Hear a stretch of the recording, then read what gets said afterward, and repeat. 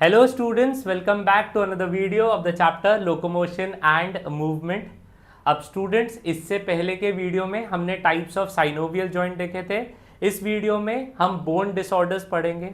अब स्टूडेंट्स अगर आपको ये चैनल पसंद आ रहा है तो प्लीज़ इसको लाइक और शेयर कर दीजिए अपने फ्रेंड्स को और चैनल को सब्सक्राइब करना मत भूलिए। चलो शुरू करते हैं बोन डिसऑर्डर्स। पहला बोन डिसऑर्डर जो हम डिस्कस करेंगे वो है आर्थराइटिस। अब डेली लाइफ में ये वर्ड आपने सुना होगा, आर्थराइटिस। क्या होता है arthritis? It is inflammation of the joints. It's a painful disorder of the bone, tendon और लिगामेंट का, राइट? अब इसमें होता क्या है? The joint becomes swollen, stiff and painful.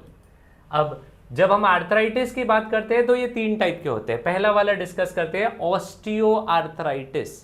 What is osteoarthritis? यहां पे there is degeneration of cartilage. ये नॉर्मली क्यों होता है? एजिंग की वजह से हो सकता है, ओबेसिटी की वजह से हो सकता है, मसल वीकनेस की वजह से हो सकता है। जहां पे डीजेनरेशन ऑफ कार्टिलेज होना शुरू हो जाएगा, साइनोवियल फ्लूइड का सिक्रीशन भी कम हो जाएगा। तो आप देख सकते हो, this is a healthy joint, this is a joint suffering from osteoarthritis.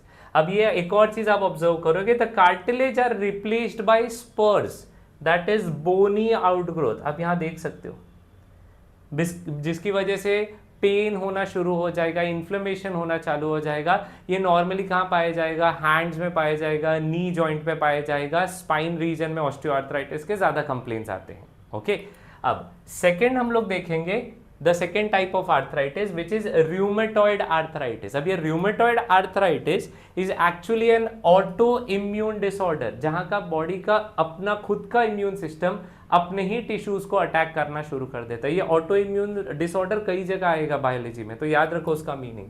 It is the inflammation of the synovial membrane. हमने जब एक टिपिकल साइनोवियल जॉइंट देखा था तो हमने साइनोवियल मेम्ब्रेन देखा था जो साइनोवियल फ्लूइड सिक्रीट करता है। अब inflammation of the synovial membrane की वजह से क्या होगा? ज्यादा साइनोवियल फ्लूइड सिक्रीट होने लग जाएगा, मतलब वो जगह फ्लूइड से भरना शुरू हो जाएगी। एक्सेस ऑफ फ्लूइड की वजह से पेन और प्रेशर आने लग जाएगा उस जॉइंट के ऊपर। अब आगे आप देखोगे कि ये मेम्ब्रेन जो होता है वो डेवलप करता है अबनॉर्मल ग्रैन्युलेशंस, जिसको हम लोग बोलते हैं पैनिस। प्लस वो कार्टिलेज को भी डिस्ट्रॉय करना शुरू कर देगा और ये फाइब्रस टिश्यूज आगे जाके ऑसिफाई हो जाएंगे, जिसकी वजह से स्टिफनेस ऑफ जॉइंट्स भी आना शुरू हो जाएगा। So these are all the things about rheumatoid arthritis. तीसरा वाला है गाउटी आर्थराइटिस, जिसको गाउट भी बोला जाता है। अब ये गाउटी आर्थराइटिस में क्या होता है? यूरिक एसिड डिपोजिशन शुरू हो जाता है जॉइंट्स में। यूरिक एसिड डिपॉजिट होता है थोड़े अमाउंट में, लेकिन वो एक्सक्रीट भी होना चालू हो जाता है। लेकिन अगर यूरिक एसिड का डिपोजिशन बढ़ जाए और एक्सक्रीशन हो नहीं पाए तो वो वहां जमा हो जाएगा in the form of sodium urate और ये कार्टिलेज को डीजेनरेट करना शुरू कर देगा, राइट?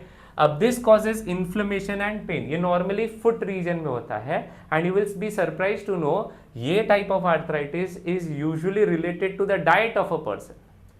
एक्सेस ऑफ मीट खाने की वजह से ये होने के चांसेस रहते हैं। मैं ये नहीं बोल रहा सबको होते हैं, लेकिन कुछ केसेस में होते हैं। सो डाइट रिलेटेड है। जब आपको गाउटी आर्थराइटिस या गाउट होता है, दैट इज फुट पेन होता है, तो कई बार डॉक्टर्स क्या बोलते हैं, कुछ दिनों के लिए, कुछ हफ्तों के लिए मीट खाना बंद कर दो।